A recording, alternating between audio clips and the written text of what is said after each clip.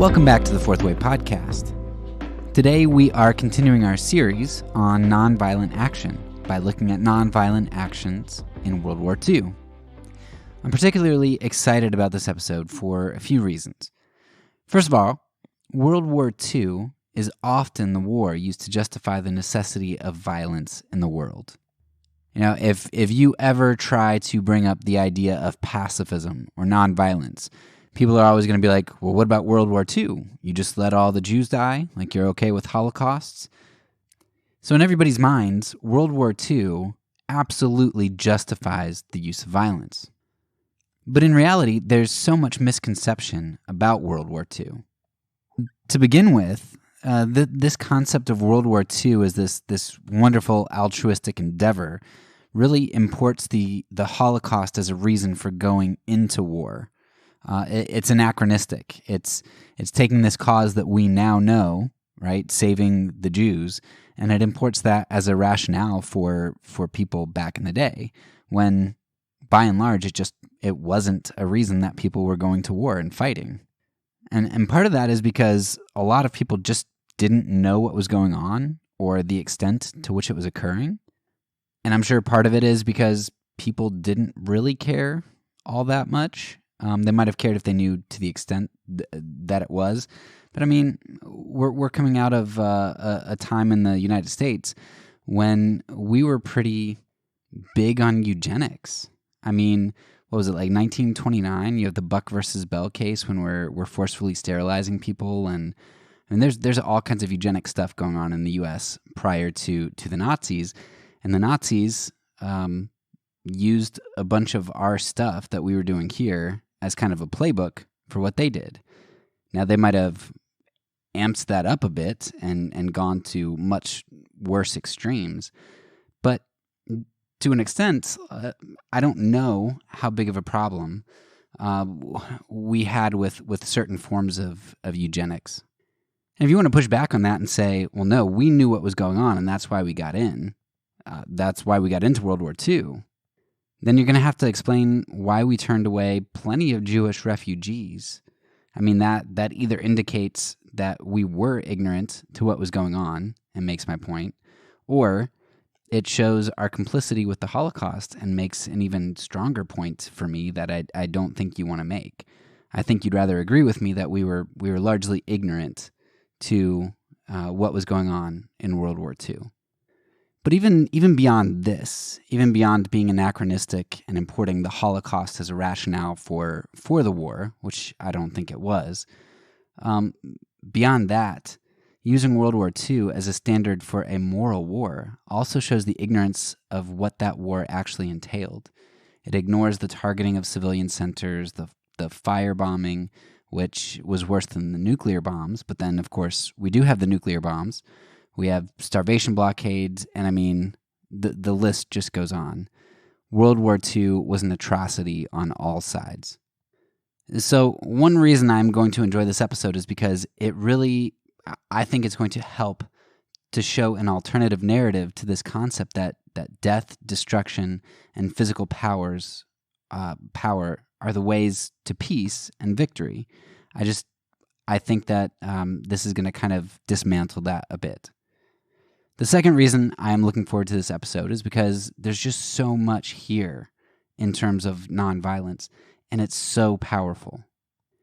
I mean, I'm only going to scratch the surface of nonviolent events in World War II.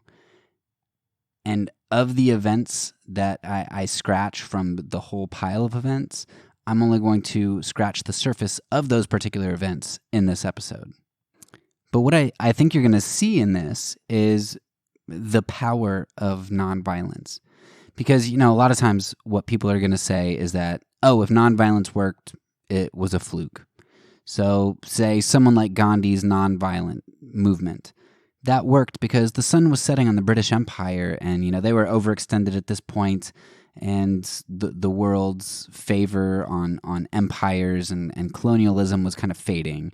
So, of course, Gandhi's nonviolent movement worked. He had momentum in his favor. The British were on their heels. They were already on the way out of imperialism, and Gandhi just kind of gave them that last little nudge over the edge. And the same might be said of the civil rights movement. And while the South was going strong on Jim Crow and lynchings, the rest of the world and the rest of the nation had become so different in terms of the visible atrocities that it was willing to accept. King and other civil rights leaders simply exploited the newer medium of television to get the images of what was going on to the larger public, who was very against what the smaller segment of the nation, and the South in particular, was doing. So it wasn't really nonviolent strategy that brought about results. It was just kind of happenstance. It just worked out that way because they exploited the timing. But you can't really say that about World War II. You know, when you are using nonviolence against the strongest military power in the world at the peak of their strength, what are you going to say about that? That the Nazis were on their heels in 1942 when they had all of Europe like under their boot. The argument just doesn't work out so well. So I think nonviolence in World War II is some of the strongest evidence that you're going to be able to get, some of the strongest stories that you're going to have, because you can't imagine a more dire situation when it seems like fighting with weapons is all you have. And what you're going to see is something very different, I think. So those are just a few of the reasons that I really love talking about World War II. Now, I do want to be clear. I'm not going to claim that nonviolence brought down the Nazi regime. Bombs and guns ultimately did that, largely. But what you are going to see is that where nonviolence was implemented against the Nazis on a larger scale, the most powerful army in the world had very little power. In the episode that follows, then, we'll take a look at some individual and small group efforts, as well as some larger scale nonviolent efforts. Some of the efforts ended up being failures in the sense that they led to prison or death for the adherents. Though I suppose if becoming a POW or getting killed in action negated one's cause, then many soldiers are losers too. And I don't think anybody's really going to want to say that, right? You sacrifice for a greater good, for an ultimate cause to push that cause forward. And if you recognize that it's not a failure because one side has POWs and casualties from battle, then I don't think you can call nonviolent action a failure based on those things either. On the other hand, we'll also see a number of nonviolent actions here which did have huge success. So, buckle up, I guess, because without further ado, we'll jump right into the show here.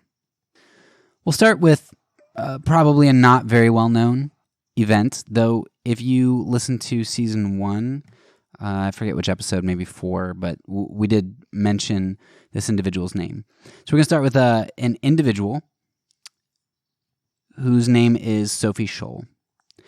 Now, Scholl was a German university student who, along with her brother and some others, were engaged in disseminating leaflets with anti-Nazi sentiments on it.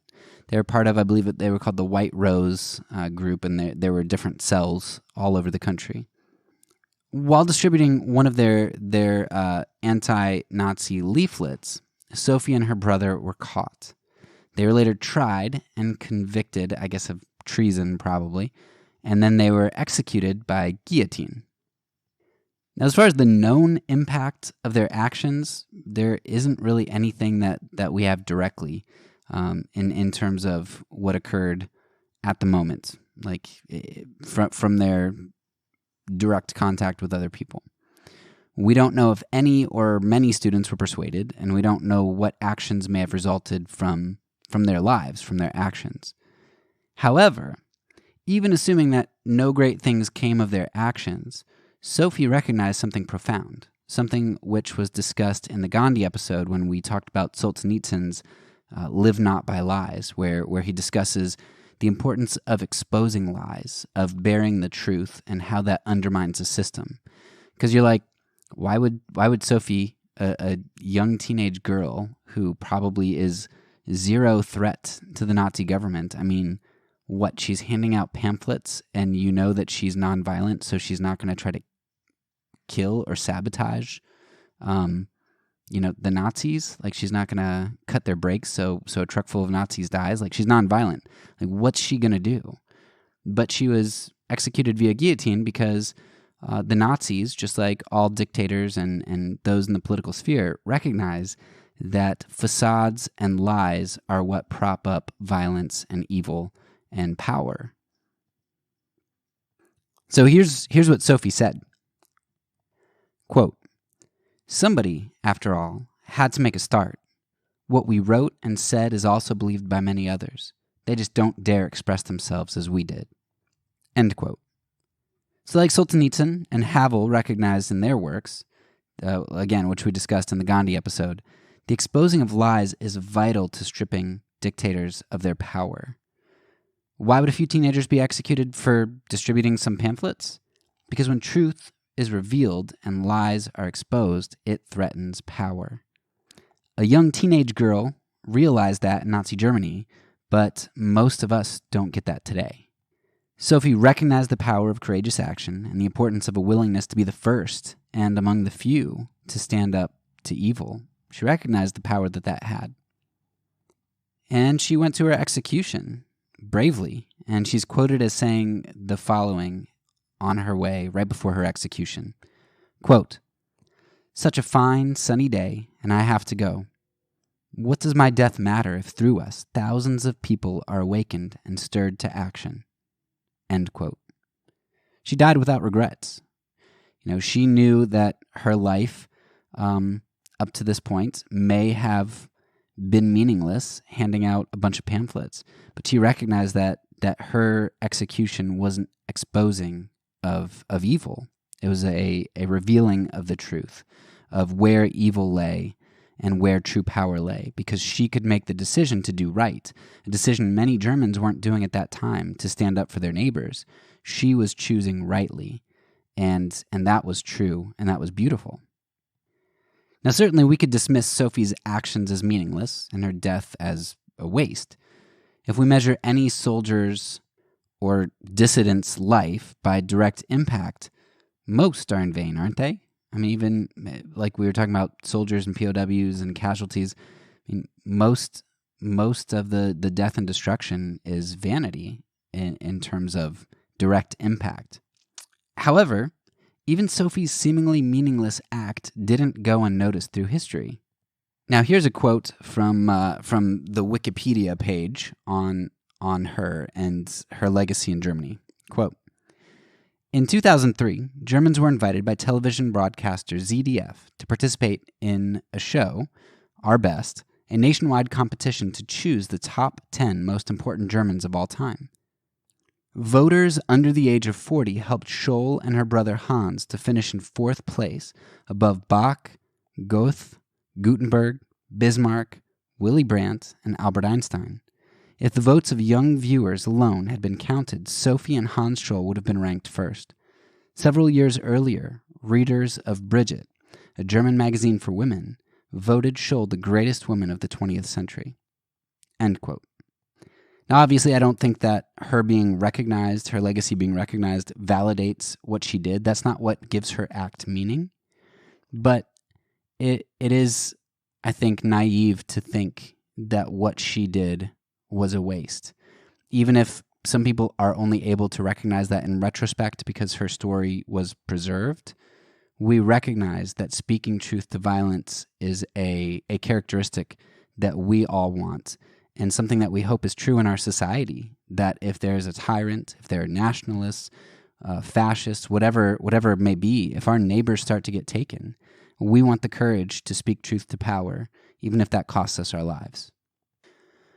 So let's move on to another story. We'll do another individual here. This is, of course, you probably were expecting this, Dietrich Bonhoeffer.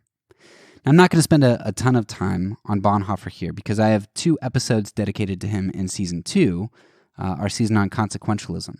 And I'll link those episodes in the show notes.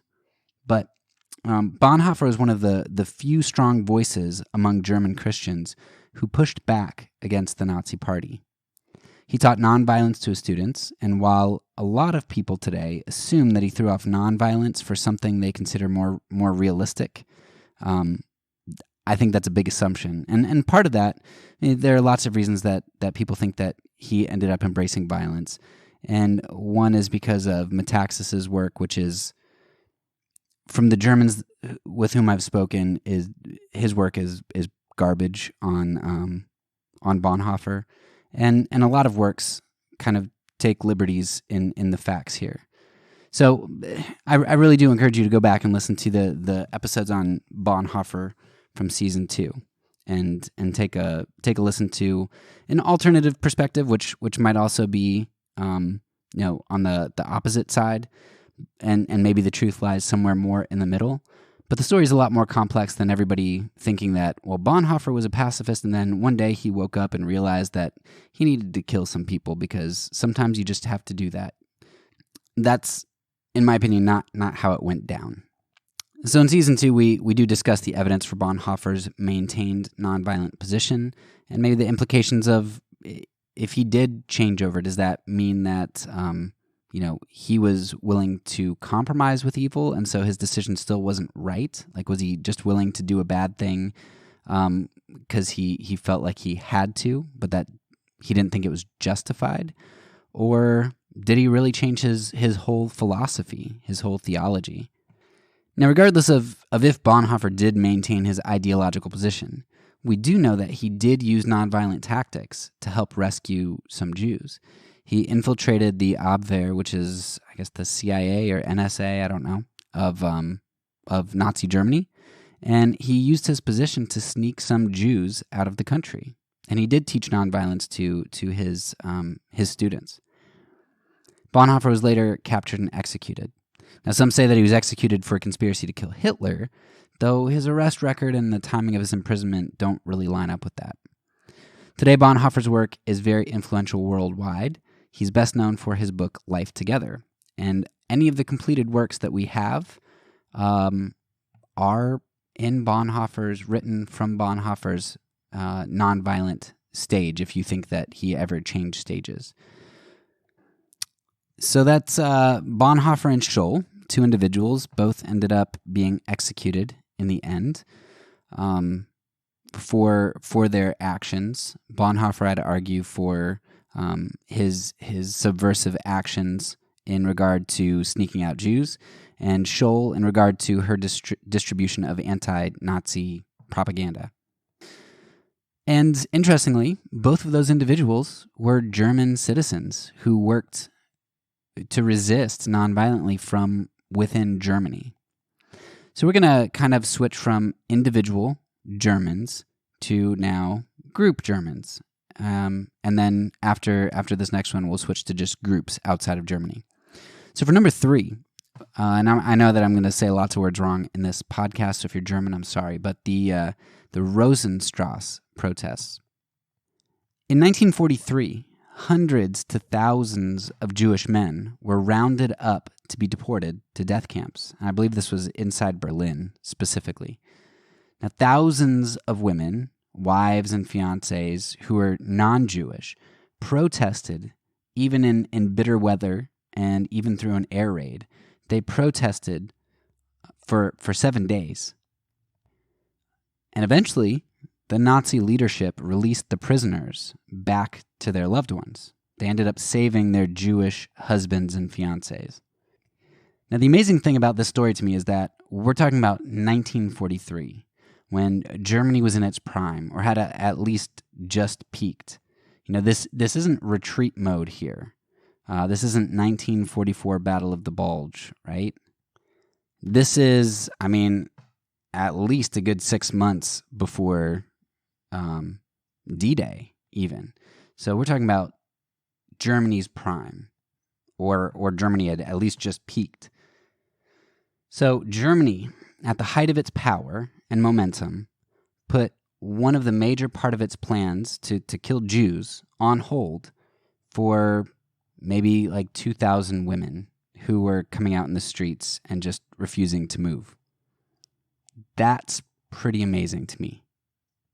And of course, at least in the States, never heard about it at all. I'd heard about Bonhoeffer before, never heard of Scholl, never heard of the Rosenstrasse protests. And I think, if I'm going to be a little bit cynical, the reason that we hear about Bonhoeffer is because he didn't stay a pacifist in the eyes of a lot of people. Like, oh, well, we can use him and we can refer to him because look, he's a realist. Maybe that's too cynical. But I kind of have a feeling that things would be different if he remained naive as we would see it. So, but anyway, let's consider the protest at hand. Now, there are a few things to consider here. First, since this was in Berlin, a major city in Germany, there were tons of eyewitnesses, including the international press who was there. So the Germans knew that they couldn't keep a massacre under wraps if they were going to just kill all the women, because that was an option that was on the table that they threw around. I don't know how seriously or for how long, but the fact that there were witnesses around was a consideration. So visibility played a key role in preventing the women from just being killed outright. Second, the leader there argued that the women shouldn't be killed because their reasoning was apolitical. And so what he was saying is, hey, look, they're not really against Jews being deported. This is a family issue, right? They're not undermining Nazi politics, protocol. This is self-interest, right? They just want their husbands and fiancés back. It's personal. And so we can deal with people who are protesting for personal reasons, so long as it's not something that's undermining the Nazi regime. Now, I don't know if this was kind of an excuse to kind of save face, to say, look, we really can't kill them, but they deserve it. So I need to come up with some excuse for why we're not killing them that allows me to maintain my power and control. Or I don't know if this is legitimately what they thought. And they're like, we don't need to kill a bunch of women. I would guess that probably it's, to maintain power because, again, lies and power and violence all go together. So the leaders didn't want to show who they truly were, that they're willing to kill a bunch of unarmed women who are citizens of the state, non-Jewish citizens, like valuable citizens in their eyes, right?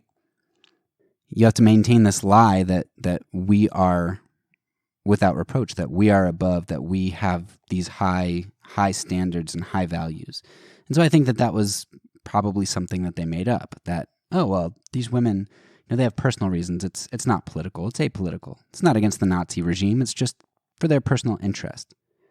Now, clearly, there was personal interest involved because the women didn't come out when some of their neighbors had gotten taken away, probably, the whole Jewish families. But when it impacted them, they decided to come out. Sure, right? So what the leadership said was true. But nevertheless, their acts still undermined the Nazi regime's power. And, it's this reason, though, that might help to explain why were these women not killed, yet these teenagers who were distributing anti-Nazi pamphlets were beheaded. That was worthy of death. Well, one reason is probably because killing a group of 2,000 women is different than killing a couple kids to make an example of, but also because if you're anti-Nazi, if you're distributing anti-Nazi propaganda, that's not apolitical. Like, that's clearly against the Nazi regime, and you can't really save those people. So numbers and intent definitely had a role to play in saving these women. But then there's a final piece to all of this that I think solidifies why these women were successful. And that is because the leadership didn't want the protest to spread. The protest was very visible. It's in Berlin. It's a packed city. It's also right in front of the international press. So the Nazi leadership wanted this stuff resolved fast. And it might seem like capitulating to these women would have encouraged more action elsewhere. But capitulating and doing so quickly was considered a better choice than massacring the women or allowing the action to continue. Now, if you allow the action to continue for 2 months, more people are going to know about it, and it's going to become a bigger deal. Like, holy cow, these women are out in the snow and freezing rain and air raids for 2 months. Like, this is serious, and that allows for time. You could say, well, the movement might die out, and that's true, but the movement also could gain traction, and you don't want that to happen. And then, of course, with a massacre, not only does that get out, but that just heightens the seriousness of that protest, because now you have innocent, defenseless women citizens who are dead. So capitulating within a week of the women protesting was deemed the best response to prevent this, these sorts of actions from spreading.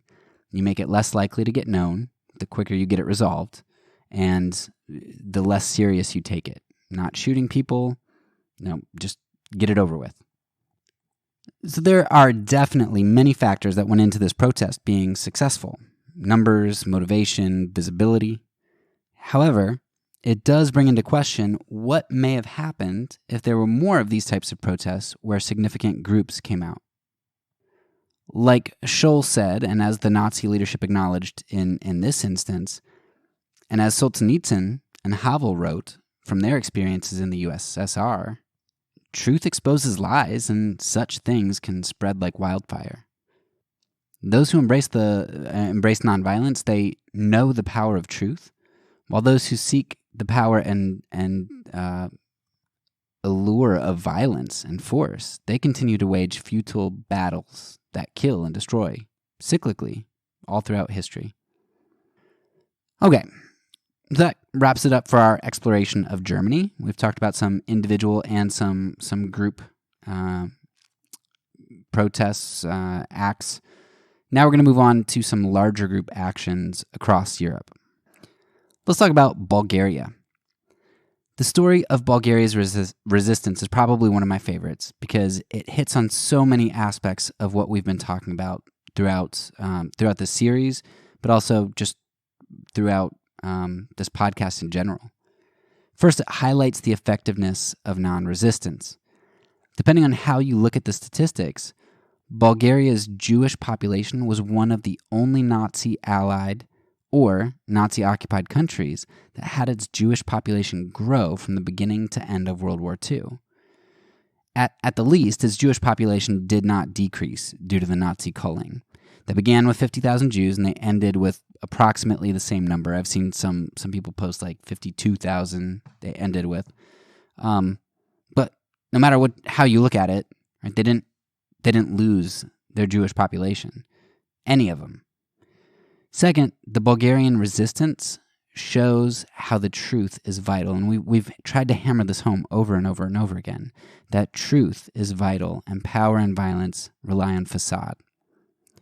There's an interview with Comforty, Bulgarian, a guy who has Bulgarian heritage, who did a documentary on Bulgaria's saving of the Jews, and the film is called The Optimists.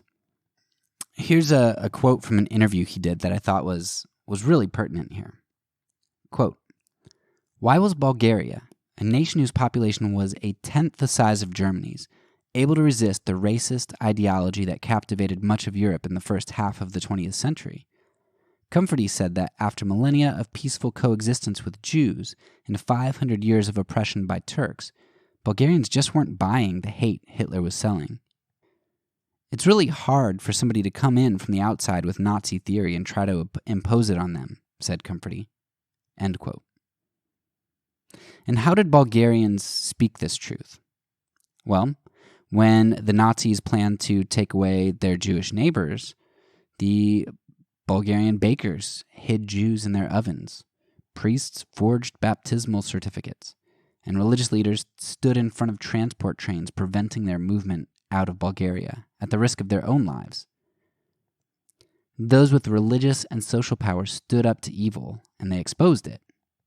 So truth, speaking truth and being true to your values was huge. Exposing the evil and protecting the truth and the good, that was huge in Bulgaria. Another thing that we see how counting of one's life as lost is vital to having true power, devoid of a fear which controls us.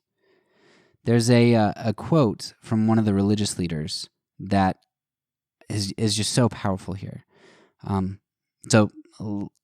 it is. Quote, "Whether it is 1 or 1,000 Jews, the Nazis can only shoot me once." End quote. Now, I don't have quotes from all of the Bulgarians who participated in this effort to save the Jews, but I would imagine that the Bulgarians who did participate, and probably most nonviolent participants, would share the same sentiment. Look, they can shoot me once. I have but one life to live. Shoot me, right? I'm going to do the right thing. Now, you can say the same thing from a violent perspective, right? I have but only one life to live. Sure. But a huge part of nonviolence is that, you count your life as lost. And you see that with Bulgaria, because they were putting their lives on the line. Another thing that we see later, because this isn't actually about the Nazi regime, it's what comes afterwards, but what we see when we understand what Bulgaria did and then what it became, is we see how true power and change is actually despised by whatever the current evil's antithesis is, or the past evil's antithesis is. So Solzhenitsyn and Havel, whom we've referenced a lot in this series, they identified that truth fights power. But what we so often see is that violent power is confronted by violent power, and evils are often just simply exchanged. We saw this with the United States confrontation of the USSR and the propaganda and war machine that the United States became to combat the threat of the Soviet Union. And while the U.S. exerted its violent power throughout the world, it was the internal nonviolent struggles which exposed evil for what it was from the inside. You've got the United States being terrorists by our current definition in Afghanistan against Russia, and you have us fighting, killing, dying in Korea and Vietnam, and having proxy wars and funding and supporting coups all over the world that lead to so much death and destruction and manipulation in the name of fighting communism. But what ends up destroying communism is the exposing of evil from the inside through nonviolence. Now, sure, okay, there are lots of reasons. The USSR's overspending on, and yeah, granted, I'm not saying that nonviolence all by itself is the only explanation for what made the USSR crumble, but what you see from a lot of U.S. violent action is that those things weren't equivalent, I guess maybe the best word here that I can think of at the moment.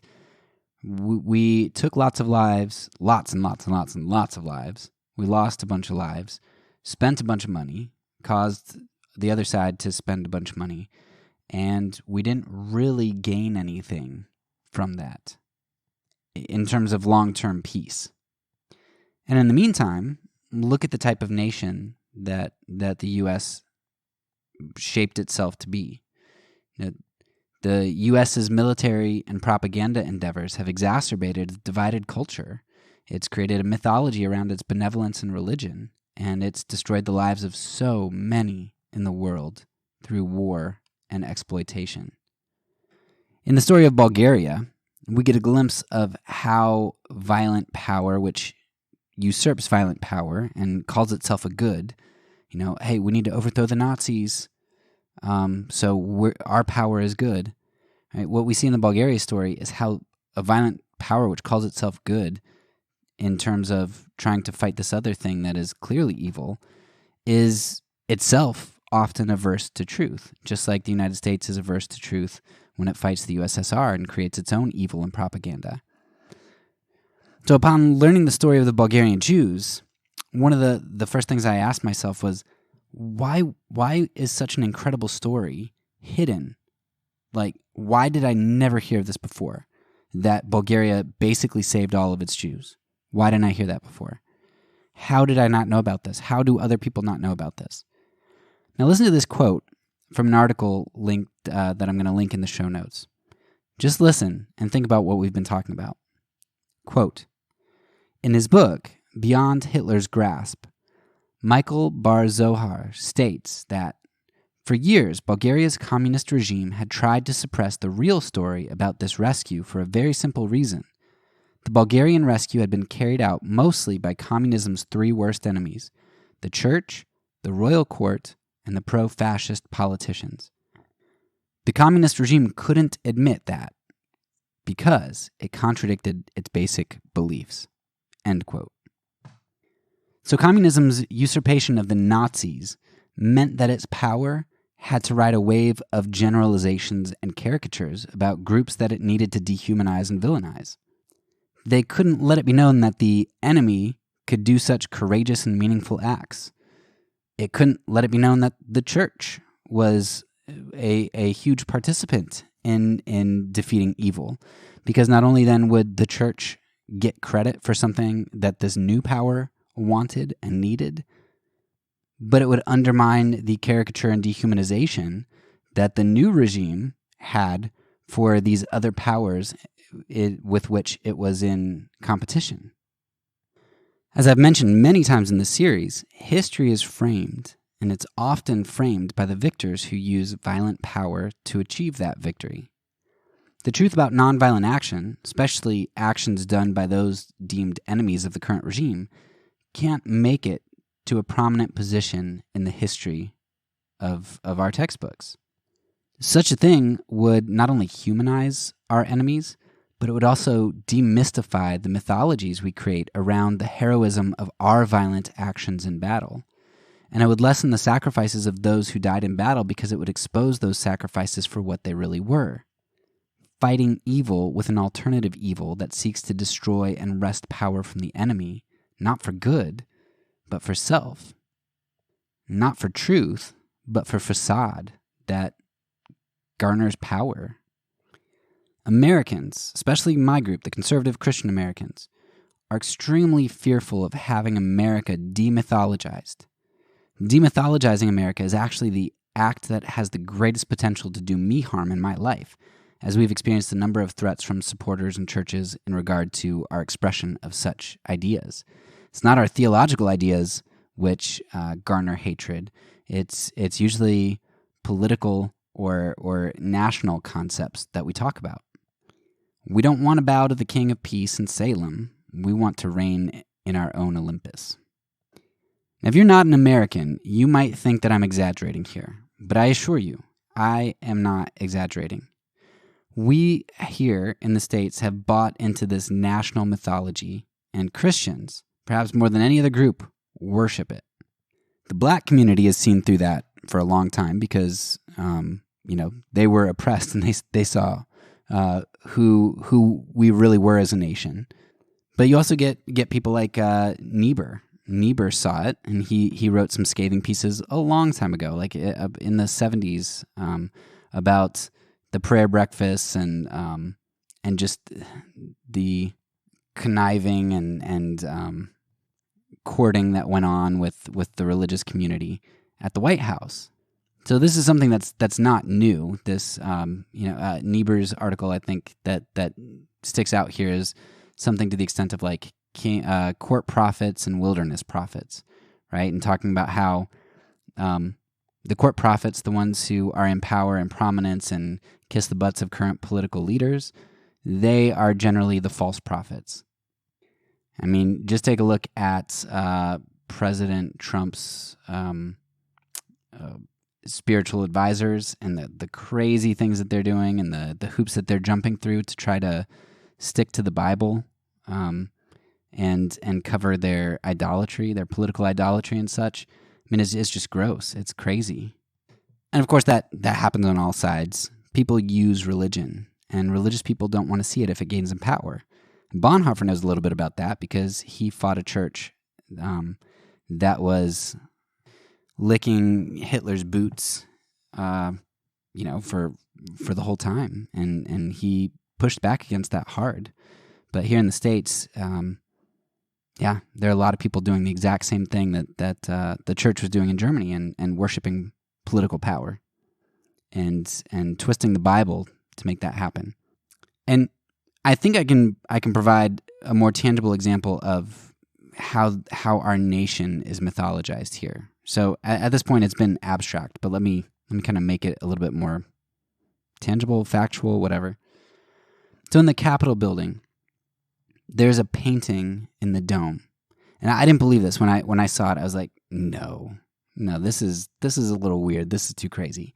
I swear to you, Go and look this up online. Go to the Capitol building yourself and go see this thing. I have yet to do that, so I guess everybody could be lying about this. But I swear to you, as far as other than having actually been there myself, this exists. You go to the Capitol building, and there's this painting in the dome. And the painting is entitled The Apotheosis of Washington. Translated, that means Washington becomes a god. Now, Washington is depicted in this mural, painting, whatever it is, fresco, I don't know, I'm terrible with art. But Washington is depicted as sitting with various gods, as he himself has become or is becoming one. Now, we can all laugh at this and call it, it's just symbolism. People didn't really believe that Washington's becoming a god. Right. I would agree with that. I don't think anybody really thinks that Washington has literally become a god. But I've lived in my community long enough to know the difference between what we worship and idolize and what we revere. Nationalism and pseudo-history are huge in my community. We have to believe the propaganda about it if we want to live at peace in our community. Just as the communists in Bulgaria couldn't allow the truth out about their enemies, it's the same way in the United States. True history is suppressed and the mythologies surrounding our country are elevated. And that's how all empires and all power with violence works. Now, we could talk about a lot of other things besides the apotheosis of Washington, and we could discuss, how close to reality real beliefs that symbolism is, because even if it's symbolism, it doesn't mean we have to literally believe Washington became a god to treat him as a god and to worship him. But anyway, this episode is about nonviolent action in World War II. But I think this was an important rabbit trail when we look at Bulgaria and see how all powers, even powers who defeat the powers that came before them, which maybe the powers that came before them were really evil. Maybe the powers that we're fighting as the United States, some of them are truly evil. But we need to be aware that our power is also evil, right? Satan offered Jesus the kingdoms of the world for a reason, because Satan has them under his control, right? Jesus is taking the nations back. He's making the nations his footstool, but that's because somebody else has them in their control as we speak. And our job is to be multinational and to be different and to take those nations back and make them multi-ethnic.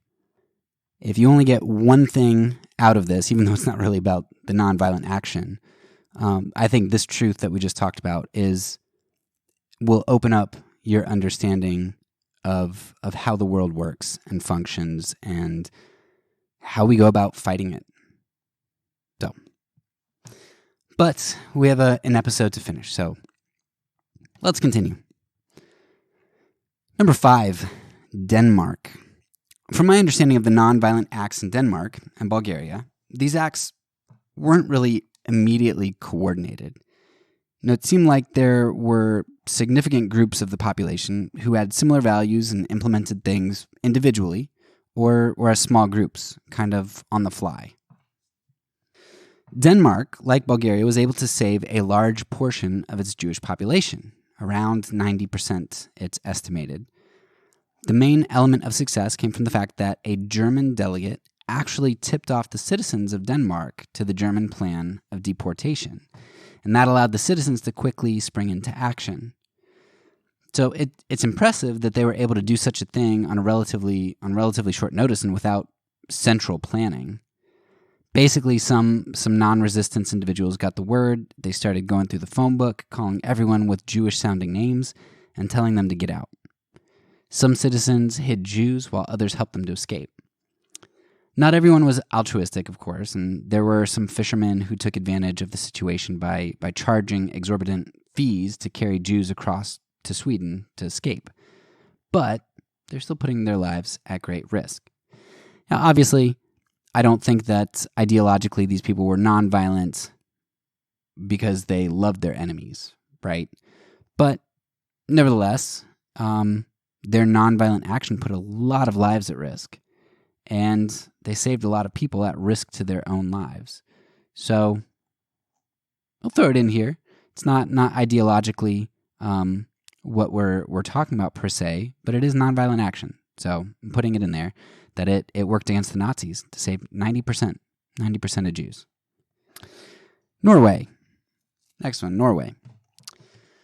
Well, there's definitely some violent resistance in Norway. There were also beautiful depictions of nonviolent resistance.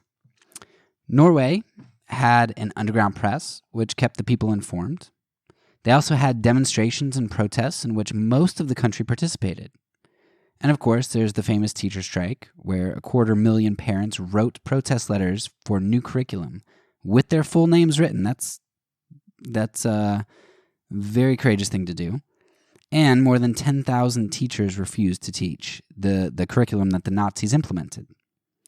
Over 1,000 teachers ended up being sent to concentration camps for this, but the Nazis eventually relented and reversed the curriculum because the curriculum wasn't going to get implemented anyway if they kept it. So, yeah, they relented. They realized they didn't have a choice. What I like about the story in Norway is that the church was different in Norway. It's kind of like the church in Bulgaria that actually put its money where its mouth is. While Bonhoeffer represented a small contingent of Christians who ended up being faithful to Christ in Germany, in Norway, 650 out of the 700 clergy in Norway resigned when the Nazis started putting their own people in the pulpits and started forcing the clergy to comply with them. They're like, no, we're not gonna spew your garbage. Like, we quit. And so the Nazis were forced to appoint other people. But when the Nazis appointed other people into the churches band together rather than allow denominational differences to keep them apart, and they kept having church services, underground services, with parishioners pretty much being faithful to their original pastors who were, living out the gospel and doing the right thing, rather than go to the new pseudo churches and pseudo pastors who are just fake hypocrites. The Norwegians also implemented extensive shunning practices. So if you were a Nazi or a Nazi sympathizer and you get on the bus and you sit down next to somebody, they might just get up and move somewhere else. Contact was avoided with these people at all costs, including the changing of the seats on a bus, and boycotting shops and stuff like that. This displayed the truth of Norwegian sentiments publicly, while also showing solidarity with those in the community. So let the Nazis know the sentiment of the Norwegians. They're like, we're not going to hide our allegiance. But at the same time, it also showed one's neighbor, hey, look, I'm standing up, you stand up too, right? Positive peer pressure. It's easier to do the right thing, like Sophie Scholl was trying to get going. It's easier to do the right thing when somebody takes that first step, when you see other people doing it. And that's part of what makes nonviolence work. You have to have people who have the courage to do the right thing, who have that integrity, and then other people can muster up the courage, and you're hoping for this chain reaction to build up a significant amount of people, because numbers are key in nonviolent action. Now, of course, the Norwegians, I have to admit, were treated less harshly than those in Eastern Europe, right? So the Germans acted differently towards the Norwegians than they did towards the Polish. I mean, very different. So obviously I'm not trying to say, well, look, people in Poland should have just done what the Norwegians did and it would have all been fine. No, obviously the Germans viewed different groups of people differently. And there are all kinds of circumstances which make things more possible to do in certain locations than in others. The point in this is not to say that you can apply this across the board in the exact same way. But part of nonviolence is seeing how different people. It's amazing how diverse the circumstances are. Like we've talked about colonial United States. We've talked about the racially segregated United States. We've talked about India under colonial rule. Now we're talking about Nazi occupied Europe and varying countries like Bulgaria and Germany and Denmark so far. And we're going to talk about Iran and the Philippines in the future. Like, what you begin to see is that, okay, maybe the Norwegians had it easier, but there are a lot of places where people have it different, and in a lot of cases a lot harder than the Norwegians, where they do things differently. They respond differently to their circumstances. And part of nonviolence is about having this palette, this color palette that allows you to tap into creativity to figure out what situation you're in and what options you might have. And, whereas in war, you just get the biggest bomb that you need to do the job and you drop it. Now, obviously, it's a lot more complex than that, but nonviolent action relies on a lot of creativity in terms of dialogue, in terms of how to attack and such. Nevertheless, we do see that there were some Norwegians who were sent to concentration camps, specifically the teachers. So there was a real cost to what the Norwegians did, and they knew that. Yet many of them spoke truth to power. Number 7, the Netherlands strike.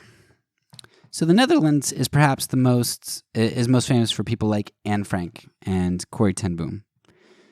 One reason that famous situations come out of the Netherlands is because they had quite a number of families who hid Jews. It was almost like a national value, it seems. I'm going to read a pretty extended quote from an article that I'll put in the show notes, which I think is pretty important as we move forward in this discussion. Quote, "One of the most widespread activities was hiding and sheltering refugees and enemies of the Nazi regime, which included concealing Jewish families like that of Anne Frank, underground operatives, draft-age Dutchmen, and, later in the war, Allied aircrew. Collectively, these people were known as onderduikers, or people in hiding, or literally underdivers. Corrie ten Boom and her family were among those who successfully hid several Jews and resistance workers from the Nazis. The first people who went into hiding were German Jews who arrived in the Netherlands before 1940. They were not duped by the German attitude just after the Dutch capitulation. In the first weeks after the surrender, some British soldiers who could not get to Dunkirk in French Flanders hid with farmers in Dutch Flanders. In the winter of 1940 and 41, many French escaped prisoners of war passed through the Netherlands. One single family helped 200 men. In total, about 4,000, mainly French, some Belgian, Polish, Russian, and Czech ex-POWs were aided on their way south in the province of Limburg. The number of people cared for by the LO in July of 1944 is estimated to be between 200,000 and 350,000. That is 1 out of 40 inhabitants of the Netherlands. 1,671 members of the LO-LKP organizations lost their lives." End quote. So the resistance was very big in the Netherlands, and they helped many people, many people, while losing more than 1,500 people to the cause themselves. The Netherlands also had a number of large strikes, including one strike that had over 300,000 participants demonstrate, shutting down factories, railroads, etc. So the Netherlands seemed to have a pretty cohesive view of the Nazis and what they were to do about it. And they took big risks, many who even died for that. All right. Number 8, I think it's the last one, La Chambon. Now, I saved what I think is probably the best story for last, though it's definitely a hard pick out of all of these stories. Now, please excuse me through this. I know you've excused my German and my Dutch. Excuse now my French, because I know that French are a little bit touchy about how you say things, so I'm really sorry. But, and that's particularly bad here because I heard that La Chambon is, if you say it wrong, which is easy to do for non-French speakers, that you're basically saying ham, and the town's name is not Ham. Anyway, the show must go on. So I'm only going to touch very briefly on this story here, but I really want to recommend to you that you check out in the show notes after this episode, that you check out this link and dedicate the next 10 or so hours of your podcast listening to the podcast City of Refuge, which has a series all about this wonderful French town and even gets like audio clips of some of the people from there and some video interviews with like their relatives, living relatives. The series helps you to see how the main protagonist came to nonviolent action, the struggles he went through in implementing it, the trials, the costs, the impact. It's great. It's a fantastic case study of nonviolence against the most powerful force in the world at the time. And this tiny town's success, amidst hardship against such immense power, makes you wonder what the world would have been like if even a fraction more people in towns had the courage to stand up for justice. Anyway, our protagonist in this story is André Trocmé, who is a pastor in the small town of La Chambon. Trocmé began to recognize the need to house Jews, and through Quaker contacts, organized a rescue ring in his town. They would hide Jews passing through and assist them on their way to safety. Now, it's estimated that this little town is responsible for saving anywhere from 1,000 to 5,000 lives, probably closer to the 1,000. But like I said, listen to the podcast for interviews with some of the real survivors from that time, and the story is just like absolutely amazing. Their encounters with the Nazis and how they circumvented discovery and all that stuff. I'll also put some other sources and books about the topic in there, but I know that if I talk any more about it, I'm just going to do it injustice. It's such a good story. All right, so let's wrap this up. Conclusion here. Even though I knew all of this information prior to making this episode, I have to say that going through it again is really encouraging to me. I'm overwhelmed by the amount of good that was done in the world and how oftentimes individuals or small groups accomplish far more than I would have thought possible against an overwhelming force. World War II has always been portrayed to me as this time when all of Europe was subjugated and oppressed with no hope of freedom until the Americans came storming in with their bombs and military power. But what these stories show me is that while Germany had significant control, the freedom to choose the good was always present, and there were quite a number of people who chose the good. And it was happening with more power and more frequency than I was ever told. And this highlights to me the third way, or the fourth way. When I used to see occupied Europe, I saw a group that had no options available to them because they couldn't fight, and therefore they could only flee or recede into subjugation. Because if they'd fight, they'd be destroyed, right? And that's what many did. They just kind of fled or froze. They just kind of went about their daily lives while and listened to their oppressors while their neighbors were taken away and killed. But for some, they recognized that while they couldn't win with arms, cowardice and complicity with evil was not an option. They boldly took another way, which was the confrontation of evil with truth and love. It wasn't passive. It was active love in the world. It was soul force, as Gandhi called it in our last episode.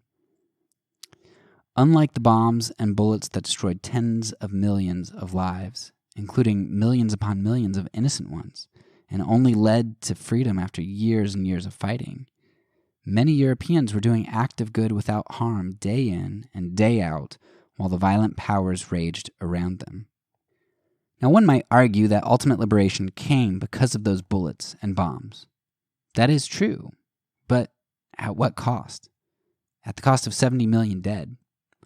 One wonders how many lives would have been lost if only nonviolent resistance were implemented. Perhaps patiently waiting on that to work would have cost many lives, but so it was for the Jews in Germany, waiting 6 years or more for the rest of the world to rescue them, and only then they did so because of economic interests or because Germany invaded other territory, not because it was to stop genocide or as a turning away of Jewish immigrants, as we see the United States did. what would the landscape have looked like if more people spoke truth to power? If the church had the integrity of the Norwegian church or of Bonhoeffer's group in Germany to stand up to power rather than trying to wield it for itself? Is our American church preparing itself for hardship and for making the right decisions despite the high cost to self? Or are we catering to comfort, self-interest, denominationalism, and the idolatrous power of violent assertion through legislation? And I'm sure you can guess where I think we are as a church here in the States. We're cowards. By and large, there won't be a third or fourth way for us. We're not Bonhoeffer in Germany. We're Bonhoeffer's opponents. When we can no longer grasp at the powers we think are necessary, there will be no third or fourth way for us.